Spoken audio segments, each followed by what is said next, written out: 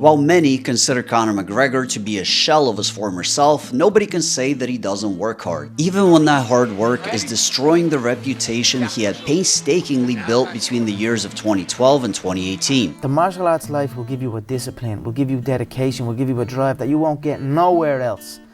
So whatever these kids that come in at that size with their parents, whatever they decide to do, whether they decide to conquer the martial arts world, the fighting game, or whether they want to go and conquer the business world, whatever they decide to do, training for combat sport, training martial arts will give them that confidence to go and excel in anything. At one time, people wanted to believe everything that came out of his mouth because it really seemed like he found the cheat code to life. Money, status, fame, and all while marching to the beat of his own drum. Breaking record after record and taking the sport of mixed martial arts to new heights with the same ease and grace that most people tie their shoes or pick up a spoon. His success seemed so effortless that it felt like he had done it hundreds of times before and was just now going through the motions. A lot of times people believe in certain things, but they keep to themselves. They don't put it out there.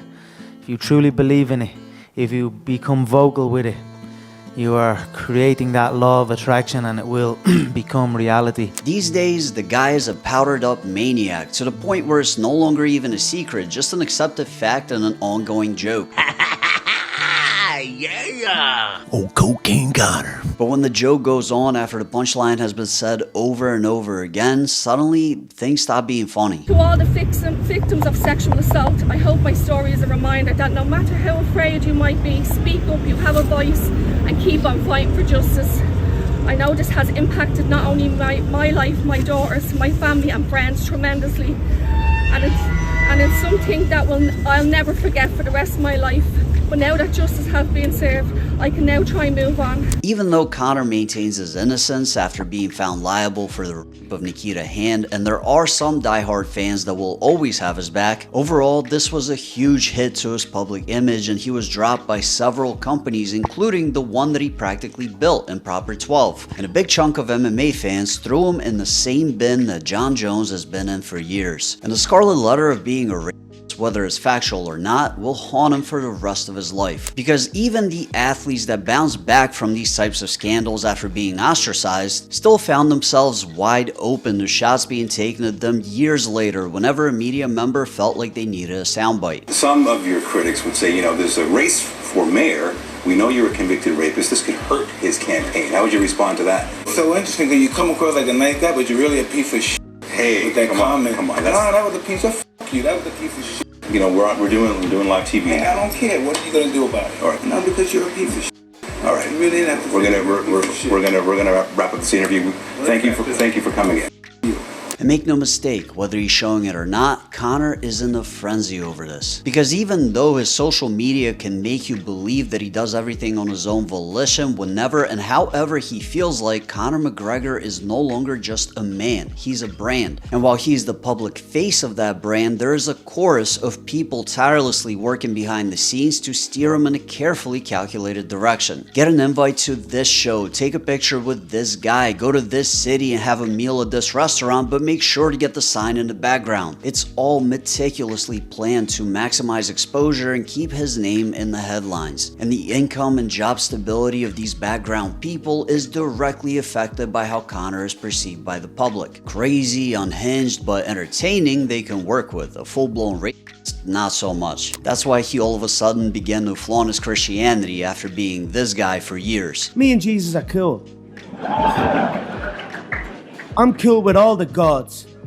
Gods recognize gods. And that's also why, before the case could gain any more public attention, he did his best to deflect with a public fight announcement against Logan Paul. I mean, what better way to get in everyone's good graces again than to beat up a guy that's famous for being hated? It worked for one of the most unlikable people on the planet in Dillon Danis. And I'm not saying that a large chunk of the public hates Dillon Danis as much as they hate rapists, but I mean, stop me if I lied. But the most enticing part about this fight was that it was actually plausible, not just empty words, as both Conor and Logan are under the TKO umbrella, the company that owns both the UFC and the WWE. So they're all under the same umbrella. Very easy to get done. That's a thing that I don't think would be a hurdle.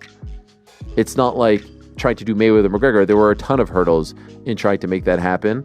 Mayweather-McGregor was a thing that ended up happening, but it took a hell of a long time to get there, and the main stumbling block, if you will, was UFC and Showtime coming together. There isn't really any of that here. They're literally the same company, for all intents and purposes. But I seriously doubt that Conor ever intended to box Logan Paul. This had PR move written all over it. First of all, he knew that Dana White would be fully against the idea, and while they could technically go over his head by appealing to the bosses at TKO, the risk of Conor losing this match, which in this current state of his was much greater than 0%, and the potential damage that it would do to the UFC brand made this a near impossibility, even with the $250 million payday that the Ambani family was supposedly offering. Having Tyron Woodley get flatlined by a Paul brother was one thing, but having that happen to the most recognizable face of the sport would be devastating. And you can tell how little thought Conor really gave it when he ran into Logan and Jake at the presidential inauguration. Not only did he seem barely coherent with a frozen Botoxed face that made it look like it was physically painful for him to smile, he was more bloated, worn out, and glassy-eyed than he had ever been in the past, confirming that the trial had a much greater effect on him than he cared to show. It's all sweet here, it's all sweet here, yeah. You kept your mouth shut, you did. I thought we were going to get the fight down. What, very quiet. What did you think the best course of action was for that? You were giving all this stain of this, stain of that. You're in control with the WWE as well, but I don't be giving all this mega snip. I didn't hear the last 5 seconds. That was in the air for us. I didn't hear Yes, bring it home for me. It's 8 a.m. How? He put his in his brain. This is the real deal, yeah? In front of you, you know that. You know that, bro. So we'll look here, we'll do it. He couldn't do what? 190, 195 or something? I'd do 190. He was sick. He was sick over it, yeah. He was sick. I'm sick. You're sick. Listen, here's the deal. I'm going to slap the head off the two of yours and KSI. No! Yous are mixers to me. You understand that? Side jobs. A little side job. No, yeah. you can't even do your main job. How you gonna do a side job? You know, that's what I'm afraid of. No. He was also weirdly friendly, considering that Jake Paul had said some horrible things about him and his family in the past. Good morning, Conor McGregor. I know you're probably beating up old dudes in a bar right now, or maybe you're off because you're sick of your wife. I mean, she's a 4, Conor. You could do a lot better. This was a man that was clearly much more worried about other things. And to be in such an obviously inebriated state at a presidential event is so mind-blowing that it might be on par with Tyrone Biggums proposing to his girlfriend with a crack rock. But like I said in the beginning, the one thing you can't take away from Conor is hard work, so he quickly reappeared in Philadelphia to promote BKFC Knuckle Mania. Now say what you will, maybe with Kensington right around the corner, Philly just has the better plug, but this was one of the best promos I've heard in years. May we all bleed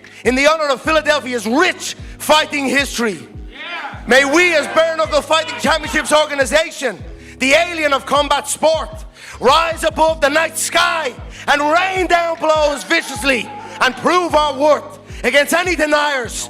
May local boy and former UFC lightweight world champion, former Bellator world champion, shut this man up over here, Jeremy Stevens, who's coming in here into Philadelphia. He's coming in here into Philadelphia on this fighting, on this great sporting weekend and trying to take you out, Eddie. This is as big a fight as it gets with world title fight implications. Like I said, combatants, turn your knuckles to knives. Bleed in the honor of Philadelphia's rich fighting history and show the people what Bare Knuckle Fighting Championship is about. And Conor must have not slept for 72 hours afterwards because he looked absolutely zooted all throughout the event. Not that anyone expected anything less, but there's just something about BKFC that seems to trigger every demon that Conor has inside of him. Floyd, you little you're doing bad conversations, trying to get a boxing match at 155. Fight me my way. I'm the A side. You owe your out. Bare Knuckle, McGregor Mayweather, 170 pounds. Let's go, baby. Take off the gloves and fight. And it seems like every time we see Conor, he's more and more unhinged. I didn't think it could get any worse the last time I made a video about it, but here we are, 3 months later. According to Dana White, he's supposed to come back to the UFC sometime later this year, but even if he does make it, what is that actually going to look like? Can he even stop doing what he does for long enough to get through a proper training camp? Considering the last time he tried, he was literally smelling beer to hold him over, it seems doubtful. I don't know what this year has in store for Conor McGregor. McGregor, but it's off to a crazy start already. But that's just my opinion. Let me know what you think in the comments down below. Like the video if you liked it, and if you want to see more videos like this, hit the subscribe button and the notification bell next to it. And if you want to support the channel further, become a member by hitting join if you're on Android or desktop, or the link in the description if you're on iOS. Nah, here. The phone isn't doing this justice, folks, yeah? Get out and have a look at that moon quick. Is it... The moon is on the bleeding low level. It's like the moon... Surely the moon's gonna go up. Look at the thing. Have a look at that moon, folks. Quick. Out your window if you can. That is the maddest. It's like the sphere. It's like I'm looking at the sphere, yeah? What? What the fuck? Nah. What is with these phones, man? Look at that moon quick, everyone, yeah? And tell us, is it going up? It's actually going up. That's usually the moon's up there, like. It's down there, it's at me eye level. And it's huge. And it's going up. Yeah, look at that moon. Can you see that? That's rising up now, look. Oh my God, it's the sphere. The sphere's outside, folks, yeah?